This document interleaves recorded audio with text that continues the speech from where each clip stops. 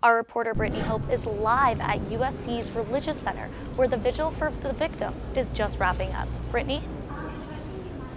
Thanks, Sophia. I'm here at the University Religious Center in the courtyard, where you can see there's still candles lit up behind me. A vigil just finished celebrating the lives of those victims whose lives were lost yesterday in the most recent shooting in our nation in Texas.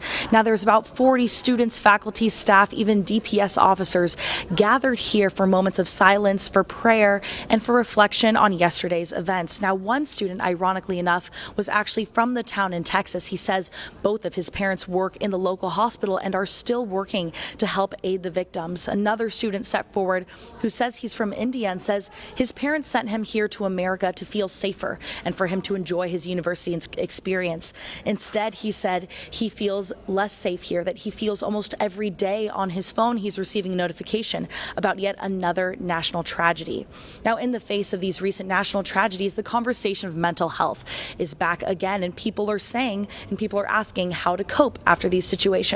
I was able to speak with some experts earlier today on how civilians, those involved, and communities can move forward after our nation's most recent tragedy. Last month, it was a music festival in Las Vegas. Last week, it was a bike path in New York. And yesterday, it was a small church in Sutherland Springs, Texas. Be with us, dear, as we learn to deal with this.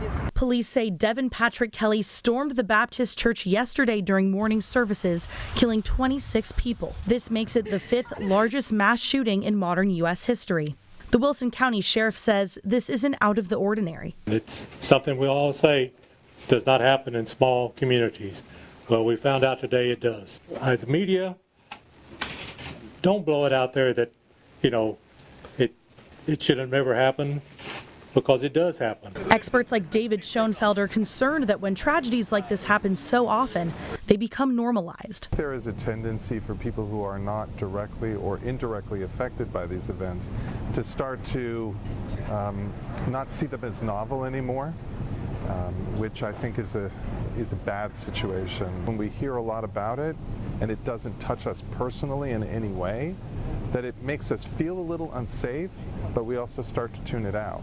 USC student Vanessa McConville was at the Route 91 festival in Vegas when she heard shots ring out. She and her best friend ran and hid for nearly half an hour under bleachers. She says she's still trying to cope with that night. Right now it's just a lot more triggering, sounds and even environments, being in large crowds of people is very scary. There is always that fear that I think is going to take a long time to kind of decrease in me. When I heard about the New York incident and then the San Antonio shooting, it definitely hits home and my heart just dropped. Dean of Religious Life Varun Soni says for these events to stop happening, we must unite not only as a nation, but also as a campus. Having a national response where people across faith lines, across ethnic lines, across racial lines are coming together as one is the first step in a healing process. We cannot normalize this. We cannot get comfortable with this.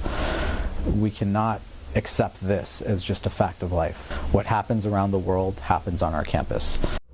For USC students who feel like they need to talk to someone about these recent events, there's a new office on campus specializing just for recent national tragic events. The name of the office is the Office of Campus Wellness and Crisis Intervention, and it's being led by Dean Suni and by administration. Now, if you want to give them a call, we'll show that number here for you below. The number is 213-740-6110. Again, that is the Office of Campus Wellness and Crisis Intervention that's being led by the Center for Religious Life here on campus. Now, of course, there are still the other counseling services that are offered at Engelman, and they also have their 24-hour crisis hotline that you can give a call now if you feel like you need support.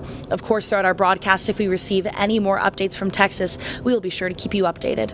Live from the University Religious Center, this is Brittany Hope. Back to you in the studio.